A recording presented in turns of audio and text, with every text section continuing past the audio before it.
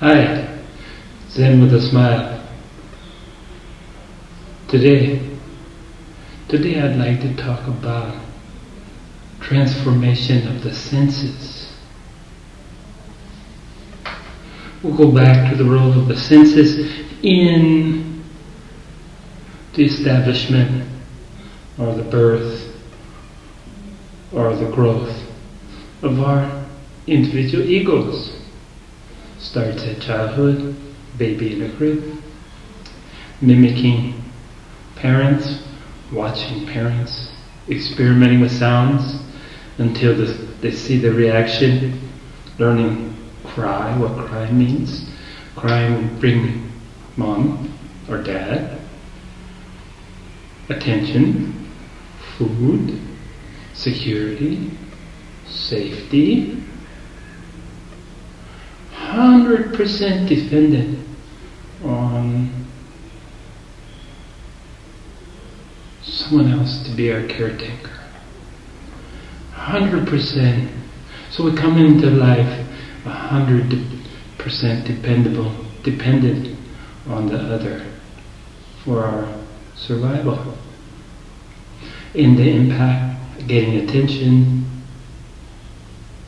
keeping dry, keeping protected, keeping safe, especially after the trauma of birth. It's hard to believe that, bright lights, loud noises, after a warm, dark, safe hideaway.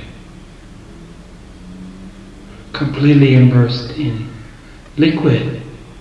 We're born, we're raised underwater. Yeah. We breathe underwater. Of course, our lifeline to our mother is making sure. So, it's understandable where the sense of self comes from. Auto-directed, watching, learning to use your senses, learning to interpret your senses, evaluate.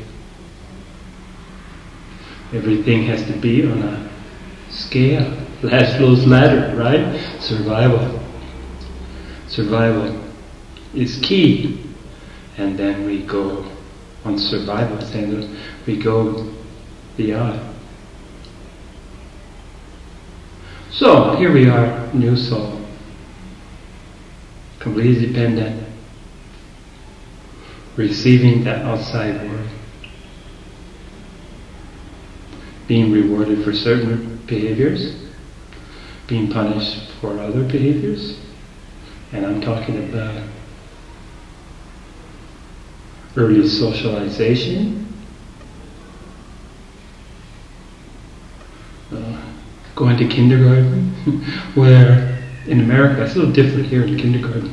My friend's child was in kindergarten, and I asked them at one time at dinner, "Where's Leela?"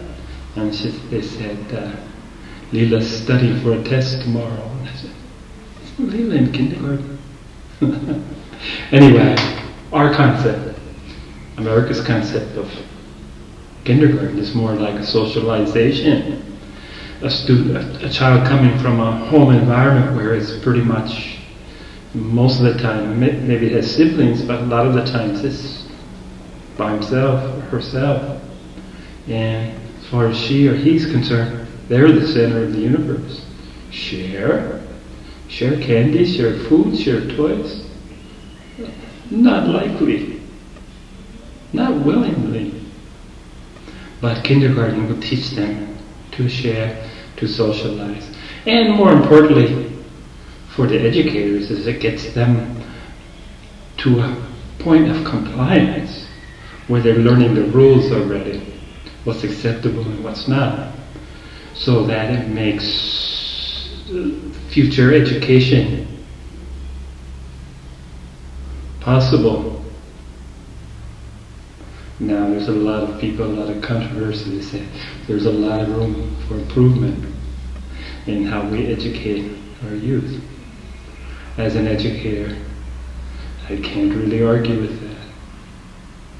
But the system that we find ourselves with at the time when we're the age of enrollment is pretty much beyond our control.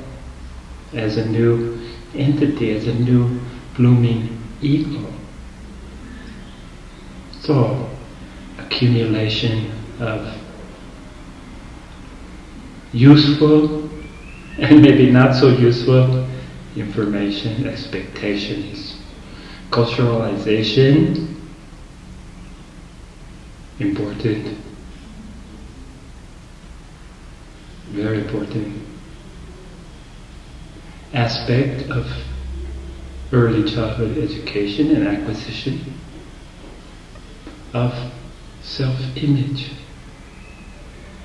And it's kind of ironic that we have so much invested in this process, and we come to a point in our life when we're told that it's suggested that we start unlearning, start learning to divest ourselves of the constriction, basically.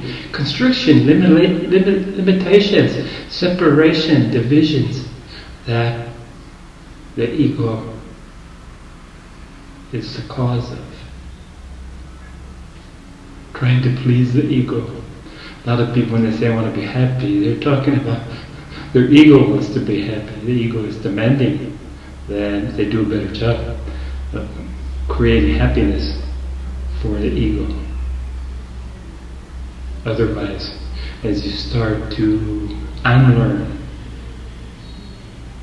as you start the process of deconstruction, putting this ego to rest, putting it in the confines of imagination, unreality, just your movie, whatever it takes for you to start this process. But what we're talking about today is how your senses, the role of your senses is pretty obvious in establishing the ego. What you see, what you hear, what you smell, what you taste, what you feel, what you touch, is basically the context of, that's your building blocks. And then we have folktale and, the things that come in through the ears, that come in through the eyes from reading. The things that come in from rewards and punishment. Again, all supporting this sense of ego, not only a sense of ego, but the sense that this ego has to conform to the environment and the culture in which it finds itself. So, for outside influences, for the senses, the ego is a work in progress. And what happens in the process of unlearning? Trying to unlearn. We spend so much time learning that it shouldn't come as a surprise that if we're on the spiritual acquisition, if we're looking for awakening, abiding, non-abiding, and abiding, awakening, enlightenment, if we're looking for these things, looking towards these things, some deconstruction has to take place. And don't be surprised. You spent years and years and years refining. I hesitate to use the word perfecting, but in a sense it's true. Perfecting your self-image. And we do this with the tools that are available to us. Our senses. Well, at some point in my process, I couldn't help but notice that, yes, the senses were fundamental in the creation of who we aren't, in the creation of the ego, in the creation of self-image, in the creation of self-worth. As an individual entity. Because we're not taught that there's anything else besides being an individual. Be yourself. Be true to yourself. You know, these are all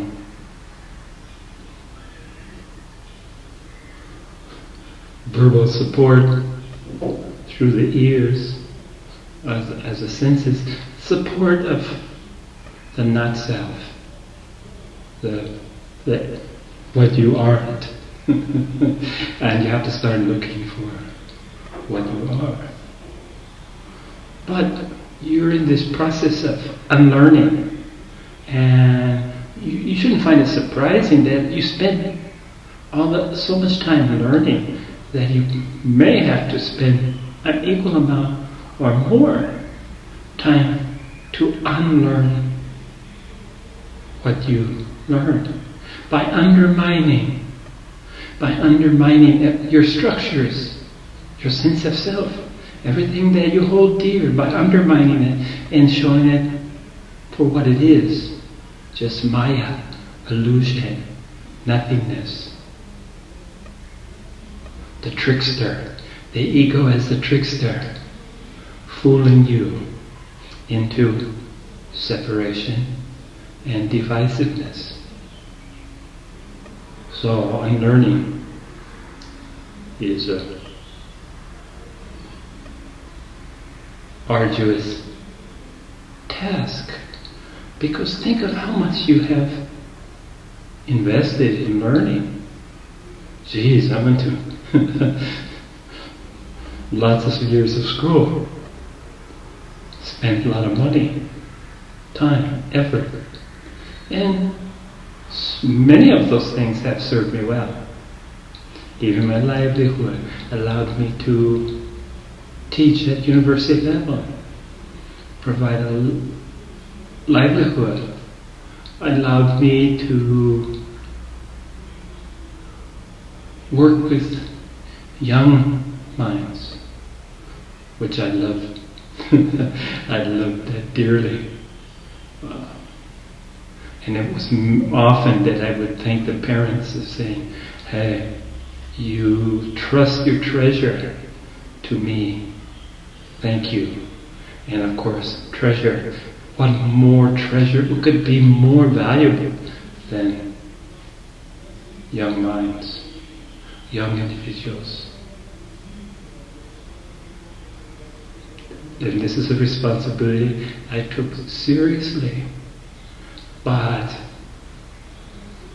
I came to a point where I knew I had to unlearn at least a lot of conceptions. Leave judgments behind. And the rest of the functioning of this kind, learn to enjoy it. Relax, enjoy, let it entertain you. I find myself quite entertaining, to be honest, and it's a source of mirth, a source of laughter. Nothing's quite so special as laughing at myself, particularly when I catch myself taking myself too seriously. It's always good for a laugh. And by inquiry, by review, you start to question all that you saw as real. Two things, the same senses, these are the tools available to you, okay? These are the tools we were gifted with, our senses.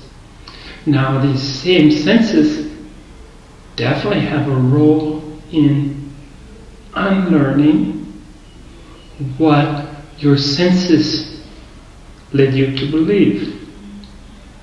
You use those same senses reading, listening, looking, yeah, even tasting, because change leaves a taste with me.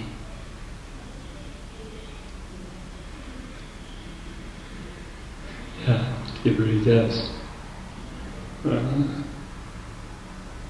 It's fun to look to see how closely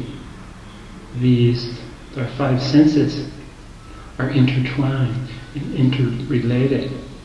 How listening to some music will take you back to a time, to feelings, to experience. We all have memories of music and events in our lives. So these senses, that's it. There's no finding extrasensory ESP, extrasensory perception. What I want to talk about is how we use the same tools to unlearn,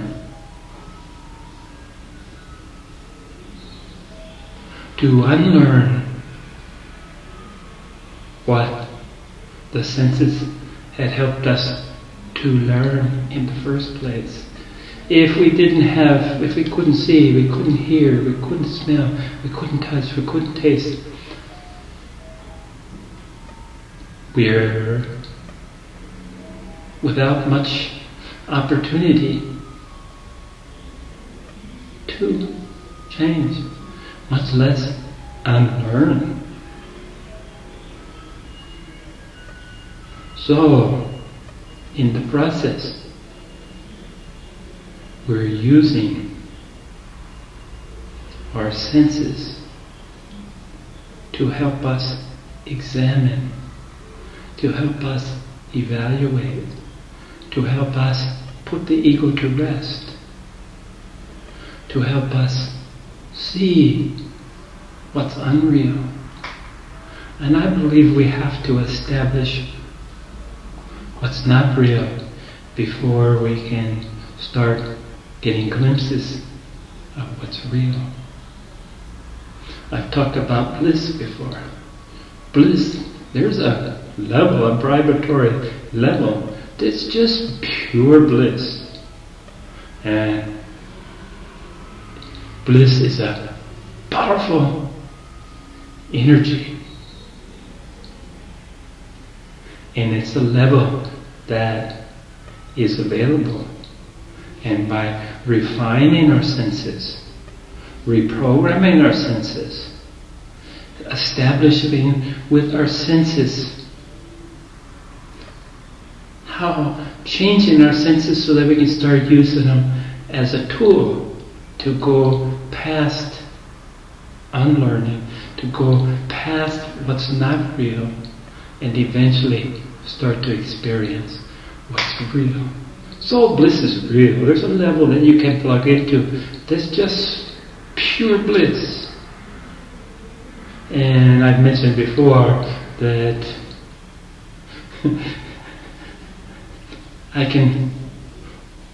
when I do hit that level, I can't sustain it for very long, nor really do I want to. Because at this point, I still have use of this body. I still have work to do. And when you get blissed out, at least my feelings, my vision sees me not coming back, not staying in the body. Let's go. Let's ride the energy. I'm an old-time surfer, and I love finding the sweet spot, finding where nature just rocket fuel, go, go, go, going, gone, bye-bye, and don't look back. Don't look back. So again, it's a level there. It's available. It's something that I can't access it. It will, but it will happen, and I enjoy it while I'm in it, but can't stay there. I think when the time is right, I believe and think, yeah, look, you see, I'm using the tools that I have, the senses. I believe when the time is right, that I will flow without hesitation into this bliss. Enjoy the ride and see where it takes me. See where I go. But for now, we're talking about transformation. Transforming in the sense of reinventing your tools. And the senses are the tools that I'm talking about. And part of this reinvention is when you begin to know the truth of what's so, where there's no division, no separation, only unity, cohesiveness, all-encompassing cohesiveness. And then, now that you've reached this place, transformation of the senses is not over by a long shot. So we've talked about senses as the source of outer directed learning, accumulating images and ideas and concepts of who and what we are. And then we're senses, only tools in our toolbox are our senses. We will use them, reinvent them to use in the process of finding the false, finding out what's false, and getting an inkling of what's not false.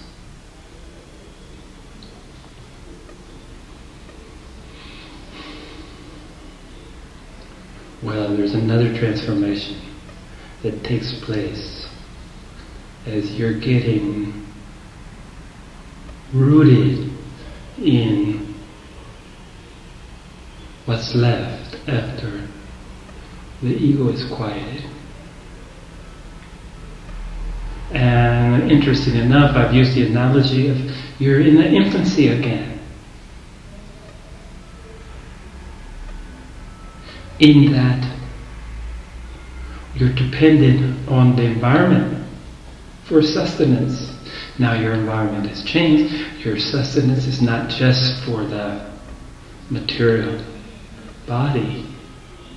Your sustenance, your support, your direction, your teachings are for your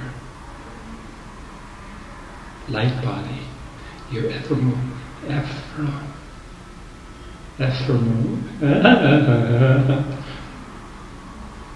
This is not your physical. So you're dependent. You're yet again an infant.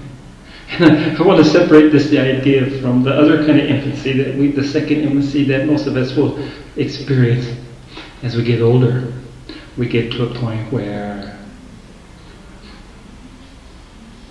we're like children again. But I'm not talking about this part of life. I'm talking about a part of life that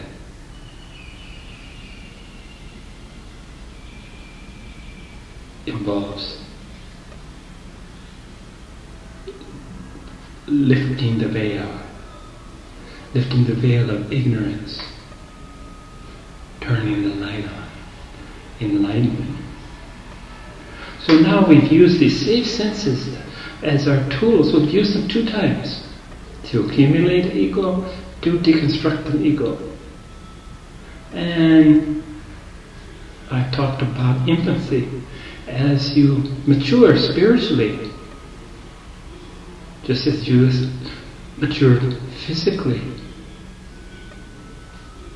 as you mature spiritually, your senses are transformed a 3rd time.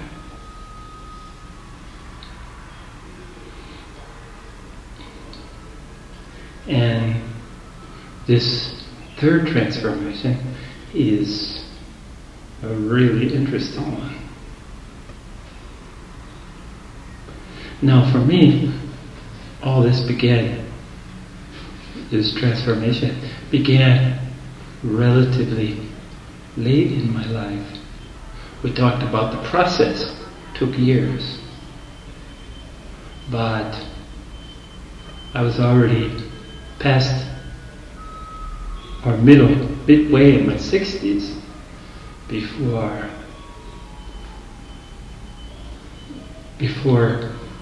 I was in a position to discover, in a position to understand that there indeed was another transformation of the senses. And how those senses, their first role, they supported who you thought you were. They supported the ego. They helped build it. They helped construct it. They're the foreman on the construction site of the egoic playground, or the egoic workplace, work site. Yeah. And then they're active in the unlearning, the deconstruction, the unbuilding, the breaking down of falsity, false understanding, misunderstanding. And they're not finished yet, because there's the 3rd, and in my mind, as I'm seeing, the greatest transition. You'll find yourself listening with new ears, seeing with new eyes, smelling with a new sense of smell, tasting, feeling. All these senses are transformed. The same tools have new and more subtle, more effective, and basically more useful.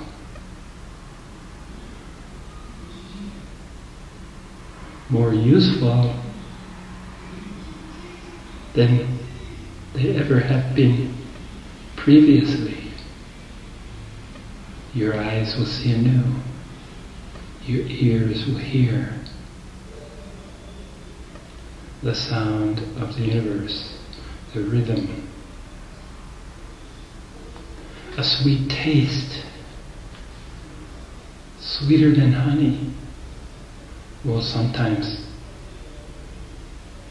overwhelm you.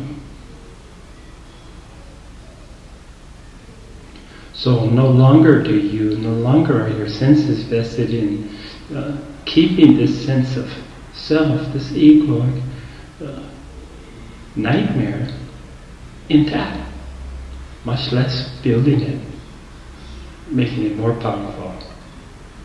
No, the senses will only reassure you that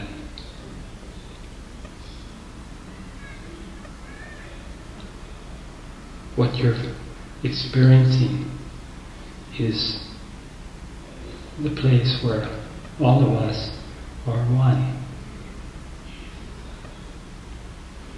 Your senses will no longer cooperate with the ego. They'll be pure expressions of what is. They will be a constant, useful tool in the journey of non-abiding awakening, where you'll sink back down. They'll prod you, poke you, point you towards self-inquiry. They won't tolerate anything that separates, anything that divides, because that's not the nature of nature. It's not the nature of the natural. So,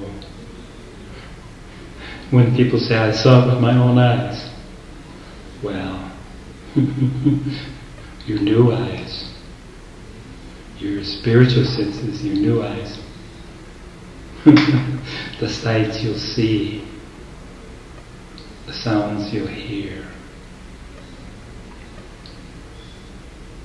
This is the beauty of transformation. So when I talked about extraordinary senses, the senses that we are blessed with are in and of themselves, by definition, extraordinary. Once you start to see, once you start to hear, once you start to feel, once you start to touch, you'll see that, you'll feel, you'll hear, you'll smell, that these senses are indeed extraordinary. And how could there be anything more? And even if there were things that were extrasensory, of what use would they serve? More amusement? Hell yeah, maybe. Magical powers? Maybe. See the future? Maybe. But why do you need extra when you're already endowed with extraordinary senses? I certainly have no need for anything extra. How about you?